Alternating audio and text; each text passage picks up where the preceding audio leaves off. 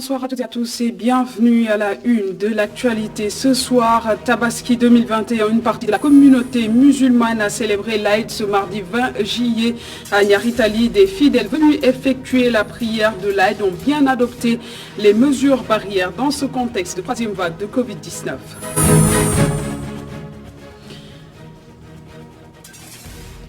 Et à quelques heures de la fête pour d'autres, dans la plupart des points de vente de moutons, le protocole sanitaire mis en place par le ministère de l'élevage peine à être respecté par certains vendeurs. Le reportage d'Aïssa Toukana à suivre dans ce journal. Et chez les agents de santé, l'ambiance de fête n'est pas du tout au rendez-vous. C'est le cas de l'infirmière de poste Astou Diop, très préoccupée par les malades de Covid-19 à gérer. À suivre son portrait dans ce journal avec Mohamed Lamine Fati. Enfin, vaccin anti-Covid-19, plus de 150 000 doses du vaccin Johnson & Johnson réceptionné tout à l'heure par le ministre de la Santé. Abdoulaye Diouf Sarr a profité de l'occasion pour interpeller la responsabilité de tout un chacun dans la lutte contre cette nouvelle vague de la pandémie au Sénégal.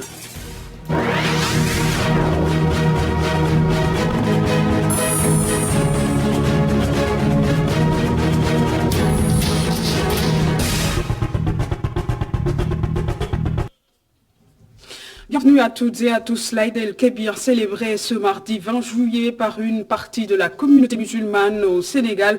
Des fidèles ont effectué la prière collective au quartier Nyaritali. 2 jours de célébration que l'imam et d'autres fidèles regrettent et pointent du doigt la responsabilité de l'État. Toutefois, les mesures barrières étaient au rendez-vous lors de cette prière collective au terrain de foot à Nyaritali. Abdourahmane Li, reportage.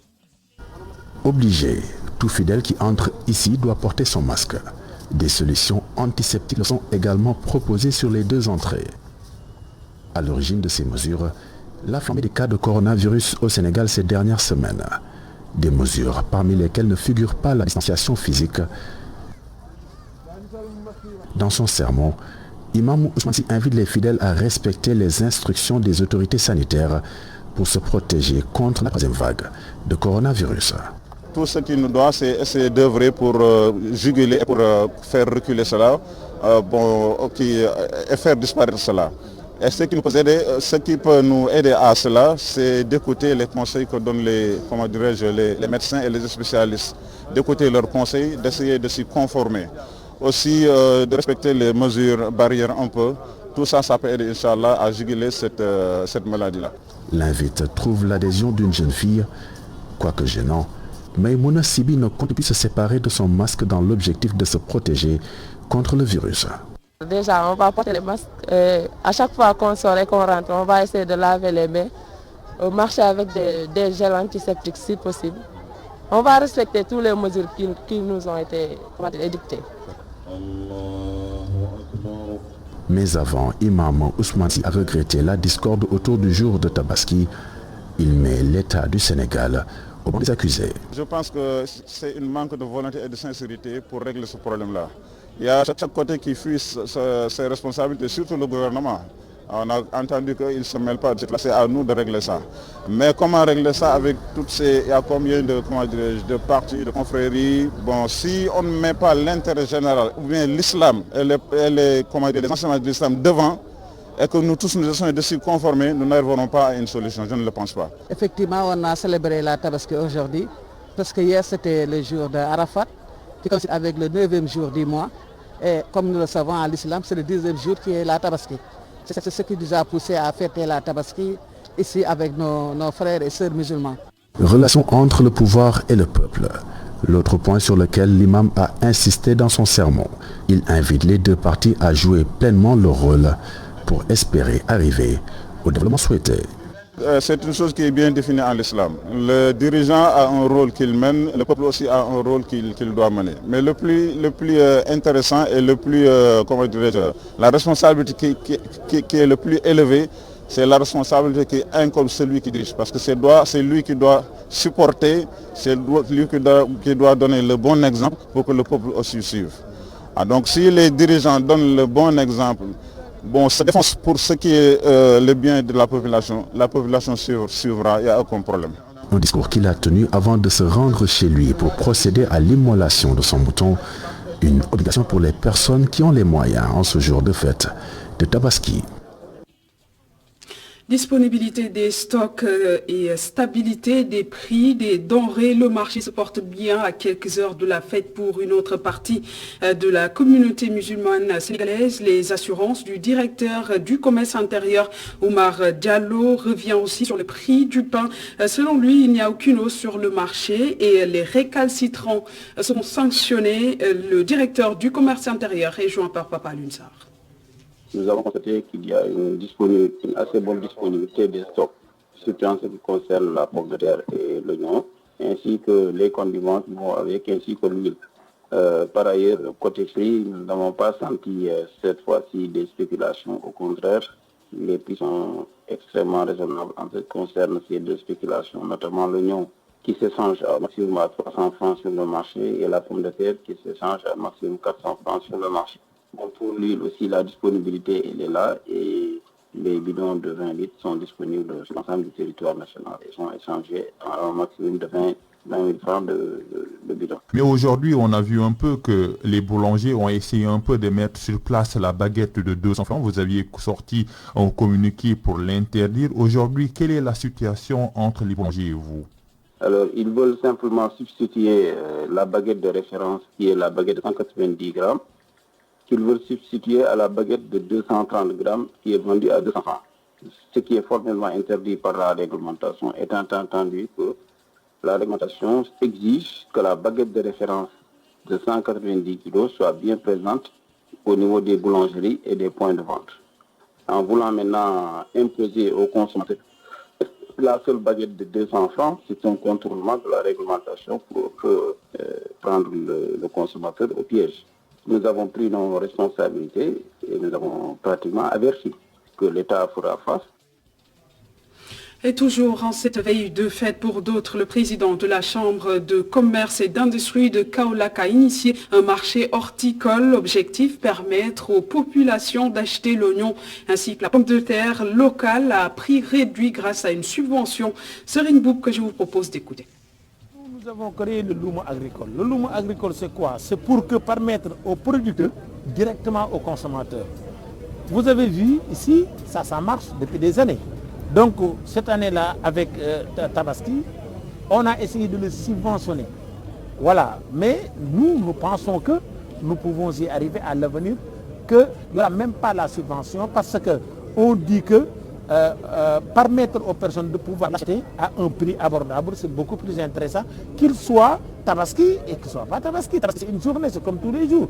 Ce que nous mangeons le jour de Tabaski, je pense que nous devrons être vraiment réfléchis beaucoup plus. Combien nous achetons d'habillement? Combien les femmes vont aller faire d'accord? Ne représente même pas 10% du prix du mouton et de l'oignon. Mais nous sommes tous concentrés pour dire que oui, le mouton, l'oignon est comme ça. Et imaginez chacun d'entre vous combien il dépense. Donc je pense que améliorons la qualité de vie globalement pour l'ensemble des Kaolackois et Kaolack soit locomotive de tirer la région et de tirer le Sénégal pour qu'il soit une ville carrefour. Tabaski toujours et ses préparatifs malgré le protocole sanitaire mis en place par le ministère de l'Élevage. Dans les points de vente, certaines mesures d'hygiène sont rarement au rendez-vous. Constat dans ce reportage d'Aïssa Toukane et Seydina Mbaye. De plus en plus, dans les points de vente de moutons, des gens s'installent sans respecter les mesures barrières. Ce vendeur sort du lot. Abou exige à ses travailleurs le respect des gestes barrières. Un combat difficile à mener. Avec la communication qu'on a eu à faire et tout, on essaye de tout faire pour respecter les mesures barrières, porter des masques et utiliser au maximum les gels hydroalcoolisés. Et essayer aussi vraiment d'éviter les rassemblements. C'est pas facile mais bon, on essaie de faire avec. Donc ici, on fait tout vraiment pour que ceux qui travaillent ici évite de partager des assiettes ou les verres de thé. Hein. Donc on a acheté des verres à jeter pour en faire usage unique. Aussi, on évite de serrer la main aux clients parfois. Ce vendeur sur les deux voies de Liberté 6 déplore le manque de dispositifs d'accompagnement. Ils sont obligés de payer pour faire leurs besoins. L'État nous aidait en implantant des toilettes mobiles. Mais cette année, malgré le Covid, pour faire nos ablutions ou aller aux toilettes, nous sommes obligés de payer au niveau du parking automobile qui est juste à côté. Nous mettons juste nos masques. À quelques mètres, un autre marchand dit avoir pris les précautions nécessaires pour préserver sa santé, celle des bêtes et des clients. Tu m'as trouvé en train de mettre mon masque. J'insiste sur tout le monde à respecter les gestes barrières et se protéger. Le président, même s'il le veut, je peux mettre des masques aux moutons. La pandémie, avec le nouveau variant Delta, continue de marquer les esprits. À la veille de la fête de Tabaski, seuls quelques-uns respectent les mesures préventives qu'impose la maladie. Et au même moment, les ustensiles pour les grillades pullulent aussi dans les artères de la capitale. C'est le cas sur la VDN. Et malgré le contexte de troisième vague de Covid, les vendeurs avouent faire leur chiffre d'affaires. Reportage de Papa Daouda Faye. Les ustensiles pour la grillade sont incontournables à l'occasion de la Tabaski. Sur la VDN, les ustensiles pour barbecue et fourneaux occupent les trottoirs. Les designs sont variés. Les couleurs dominantes varient entre le noir et le blanc. Entre petits et grands modèles, les clients qui viennent peu à peu ont le choix. Non, liggéey bu baax mooy jaay boppam soo liggéey lu baax teg na nga koy jaay nit dina waxaale sa fourne sax romb la dem xool beneen fourne dëppaat ñëw jënd sa fourne non dama defee dama ñëw exposé su fekkee damaa may damm yoo xam dafa damm mënumaa jël taxi aller retour may indi sama poste rek kër goo dugg ñaan courant ñu may la. À côté, Simbay est vendeur aussi. Ses prix varient entre 10 000 et 15 000 francs pour le four à barbecue. Cependant, même si la vente marche, il ne manque pas de souligner que le contexte de pandémie a fortement impacté le chiffre d'affaires. Par ailleurs, il exhorte l'autorité municipale à leur faciliter leur implantation ponctuelle. Non, njaay mi nag du pour ay commande ñun ñooy defar suñuy modèle bopp di ko indi chaque année. waaw dañuy xool yi nga xamante ni suñ ko defaree client yi danañ ko bëgg ci danañ ko jënd waaw yooyu la ñuy xool ñu defar ko indi ko su ko defee tegal leen ko jaay leen ko nag prix boo xamante ni aussi prix bu yomb la parce que duñ ko jaay mu cher. barbecue yi ñu ngi koy jaay 15 000 waaw bu ndaw bi ñu ngi koy jaay 10 000. ñaar yëpp mu ngi jar mais xam nga ren ak feebar bi ni mu demee nii maanaam koom-koom bi dafa xaw a wàññeeku naam daan doxee avant feebar bi wax dëgg Yàlla doxewu ko depuis feebar ba amee ba léegi. parce que dañoo obligé te ñun temps bi def yàggut ñun buñ fi ñëwee gën ngaa bëri 5 jours lañ fiy def bala 4 jours ñu demaat at ba at lañ fiy ñëw kon loolu maire bi war nañu ko mën a jàppale quoi. Dieydi Sakho est venu acheter un four à barbecue pour sa maman. Le marchandage a été rude. Finalement, il l'a acquis à 25 000 francs. Il est satisfait de la qualité et évoque l'aspect environnemental. Barbecue là, je dis quoi. Ouais, prix bi moom c'est abordable. Sincèrement. Bon, mu ngi ma ko jaayee man 25 000 mais il m'a fait un bon prix quoi wàññil na ma. Bon ba ma ñëwee fii xool mais gis naa ni bii tamit qualité bi franchement ça va quoi. Bon après si laa ko jëndee ma ne ko amul benn problème je vais payer. En attendant le jour de la Tabaski, les ventes de ces ustensiles continuent. Par ailleurs, ces vendeurs ne comptent pas s'éterniser sur les lieux.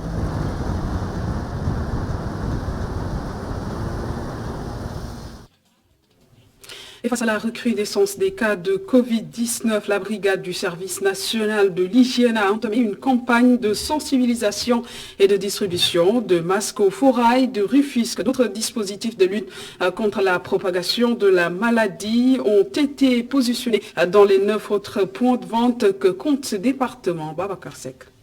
Point de convergence d'une grande partie des populations, le forail de Rufisque a reçu le service national de l'hygiène, le service de l'élevage et l'UCG pour une opération de sensibilisation sur le respect des mesures barrières. Il y a une montée extraordinaire de cette Covid-19. Et ici, on ne peut pas parler de distanciation physique parce qu'on ne peut pas contrôler ça. ce que nous sensibilisons, c'est le port des masques et le lavage des mains. Et parce que nous savons qu'au niveau de ces forages, il y a toujours des transactions, il y a l'argent qui circule. Et cet argent-là, on ne sait pas d'où vient cet argent, la raison pour laquelle nous avons distribué des masques, nous avons distribué des gels pour ce lavage des mains, rien que pour éviter cette montée de la Covid. Surtout, nous avons accepté la communication sur le port des masques et le lavage des mains. Et parce que l'argent circule au niveau de cette forêt, forcément les gens doivent laver correctement les mains. Les 9 points de vente autorisés du département de Rufisque ont un dispositif de riposte pour limiter la propagation de la pandémie. Pour le ministère de l'élevage, dans chaque point de vente, il faut des commodités comme l'électricité, l'eau, des toilettes mobiles. Dans le cadre de la Covid-19, le ministère a mis en place dans chaque point de vente un lot de produits de lavage, des gels mains, des lave-mains, des masques et aussi un dispositif de lavage. Dans chaque point de vente, à travers les 9 points de vente qui sont au niveau du département de Rufisque, chaque point de vente a son lot qu'on a donné au président du comité de gestion. Le comité de gestion du forail s'est engagé à sensibiliser acheteurs et vendeurs sur le respect strict des mesures barrières. Johnson & Johnson, 151 200 doses de ce vaccin réceptionnées cet après-midi selon Abdoulaye Diouf Sarr, ministre de la Santé, en visite au CTE de l'hôpital Aristide Le Dantec. Il avertit à ce rythme les hôpitaux risquent de se retrouver dans l'incapacité de prendre en charge tous les patients. Il invite ainsi tous les Sénégalais à prendre leurs responsabilités dans cette lutte contre la propagation de la maladie. Abdoulaye Diouf Sarr, que je vous propose d'écouter. Effectivement, aujourd'hui à Dantec, nous irons effectivement à Dalodjam et à Djamnyadjo. Nous sommes en train de faire le tour du pays pour apprécier la capacité laitière. Si les choses se poursuivent de cette manière exponentielle, on peut se retrouver, il faut se rendre à l'évidence et le reconnaître, dans une situation d'incapacité de prendre en charge l'ensemble des patients. C'est pourquoi tous les Sénégalais doivent considérer que cette cause-là est leur cause et qu'on se mette debout comme un seul homme pour stopper le variant. Il ne faut pas être dans une perspective trop optimiste en croyant que c'est une situation qu'on va maîtriser quelles que soient les conditions. Nous sommes en train de tout mettre en œuvre pour stopper le virus, mais nous avons besoin d'une contribution citoyenne de tous les Sénégalais pour qu'on n'arrive pas à un point de, non-maîtrise de la situation. Autrement dit, si tous les jours on a plus de 1000 cas, on se retrouvera dans une situation où ça va être extrêmement difficile de prendre en charge tout le monde. D'autant plus qu'au fur et à mesure que les cas augmentent, les cas graves augmentent, au fur et à mesure que les cas graves augmentent, il y a une corrélation avec les cas de décès aussi. Donc il est important d'avoir une maîtrise globale de la situation et de dire que tout le monde est concerné. Je lance encore un appel à tous les Sénégalais. Levons-nous comme un seul homme pour dire que cette affaire-là nous concerne. En tout cas, l'État du Sénégal est en train de faire une prise en charge systématique de tous les besoins liés à la réponse. Par rapport à la vaccination, il est important d'en parler. La vaccination est une des solutions parce qu'aujourd'hui, nous croyons que l'État du Sénégal a engagé sa stratégie de manière endogène. Pendant que tout le monde attendait son vaccin, le Sénégal a dit nous allons nous acheter effectivement le vaccin. Après, on a eu un deuxième achat, on a eu un don de la Chine. Et ce témoignage du président de la Fondation Kofi Annan El Hadji qui sonne comme une piqûre de rappel envers la prévention collective nécessaire pour venir en aide au personnel soignant. Une manière pour lui de soutenir les acteurs de la santé face à cette troisième vague. Il est au micro de Sophie Abba. Que nous tous nous participions à l'effort de prévention pour qu'il y ait moins de malades, parce qu'il y a moins de malades, donc il y a moins de charges. Et le temps que le reste peut être dévolu à d'autres maladies, parce que malheureusement dans le pays ce ne sont pas les autres maladies qui manquent, il n'y a pas que le Covid. Mais deuxièmement, nous avons vu que sur le dossier, donc il y a des initiatives qui sont faites, des applaudissements le soir pour le personnel de santé, des fleurs distribuées ça et là, également aussi des motivations de différentes sortes. Bon, chez nous, je pense qu'il nous faut plus, beaucoup plus que cela, parce que les conditions et les moyens ne sont pas toujours les plus favorables.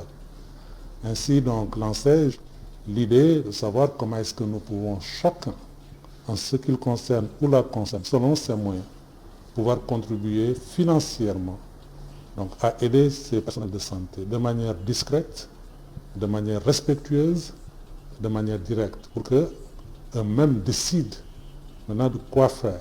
Parce qu'ils ont plein d'idées. Mais il y a également aussi ce que chaque citoyen peut faire. Et je pense que les contributions des citoyens permettront une certaine flexibilité, mais au-delà de la contribution financière, donc ce serait un message de soutien, un message de solidarité, donc de motivation supplémentaire pour ces personnels de santé. Et au moment où les Sénégalais s'activent dans les préparatifs de la fête de l'Aïd, les agents de santé se préoccupent des patients de Covid-19 en soins. Notre reporter Mamadou Lamine Fati a rencontré une infirmière chef de poste avec un planning submergé par la gestion des malades de Covid-19. Aïssa Diop, il s'appelle, son portrait avec Mamadou Lamine Fati. Madame Diagne Astou Diop est infirmière chef de poste. Pendant que les fidèles se préparent à la fête de Tabaski, elle reste concentrée sur son travail. Les malades avant tout. C'est un peu difficile quand même, mais on essaie de gérer la situation parce qu'on est dans un contexte de pandémie. On doit respecter les mesures barrières et éviter beaucoup de choses comme les rassemblements et genre. Un planning très chargé attend Madame Diagne le jour de la Tabaski. Elle passera plus de temps avec les malades qu'avec les membres de sa famille. Comme d'habitude, je me consacre sur l'essentiel. Ensuite, je continue mon travail. Le repas, ce ne sera pas partagé avec Ce ne sera pas partagé avec la famille, mais quand même, c'est des moments nostalgiques, mais quand même, on va essayer de gérer avec. Une situation difficile pour sa famille, mais ses enfants restent compréhensifs. C'est pas facile, surtout pour la famille, les enfants, le mari, mais on essaie de gérer quand même, parce qu'ils ont compris que c'est le travail qui priorise, ils essaient de gérer avec. Difficilement, mais ils l'acceptent quand même, parce que la santé n'a pas de jour, n'a pas d'heure, et ils l'ont bien compris aussi. C'est un sacrifice qu'ils font eux aussi en même temps. La situation de la pandémie préoccupe Madame Diagne Astou Diop, surtout en cette période de fête. C'est pourquoi elle invite les Sénégalais au respect des mesures barrières. Être plus vigilant, éviter aussi les rassemblements, parce que la maladie est toujours là. Il faut toujours respecter les mesures barrières, se protéger. C'est le moment de gérer quand même la pandémie. Pendant que les Sénégalais s'apprêtent à la fête de Tabaski, ces agents de santé sont préoccupés par la situation sanitaire. Ils seront loin de leur famille, au chevet des malades. Et à Thiès, des réserves établies dans vergers établis dans la réserve des militaires détruits. Les opérations se sont déroulées dans l'après-midi. Les propriétaires n'ont que leurs yeux pour constater les dégâts. Dans ces champs, il y avait des poulaillers, des manguiers, entre autres cultures. Les victimes disent n'avoir reçu aucune sommation. Cette réserve se trouve derrière la base militaire de Thiès, dans la zone de Tangor. Isidore Alexandre Sen a rencontré une des victimes. Reportage. Modou Diop fait partie des propriétaires de champs dans la zone de Tangor située dans l'arrondissement de Kermousse. Le vieux Diop dit avoir perdu beaucoup de biens dans cette opération. Des poulaillers réduits en partie en poussière, des volailles qui n'ont pas pu supporter le choc. Des gens sont venus avec les poclins et leurs bulldozers. Ils ont presque tout rasé face à l'impuissance des propriétaires. Ils ont compromis notre espoir.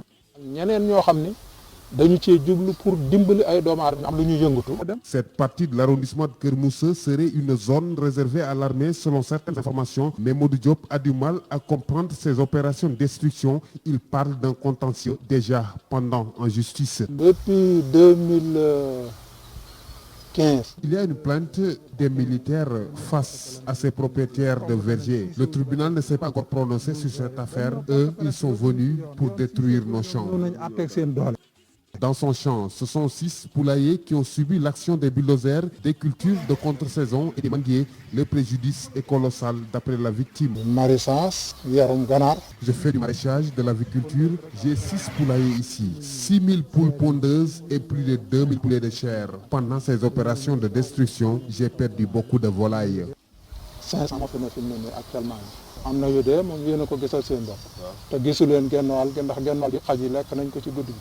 dehors du périmètre du vieux Modou Diop, d'autres paysans sont victimes de destruction de vergers dans la zone. D'ailleurs, un collectif de propriétaires de champs prépare une plainte pour obtenir réparation du préjudice. Et puis l'actualité ailleurs, c'est au Mali, le président de la transition Assimi Goïta, victime d'une tentative d'assassinat au couteau. Une attaque au couteau, oui, déjouée de justesse à la grande mosquée de Bamako. Alors qu'il assistait à la prière de l'Aïd, les agresseurs, 2 jeunes ont été arrêtés selon l'entourage du président de la transition. Et c'est ici que se ferme cette édition. Merci de l'avoir suivi. Rendez-vous à 0h pour le bulletin d'information Olaf avec Elhaj Malik Sissé. Bonne suite des programmes sur ITV.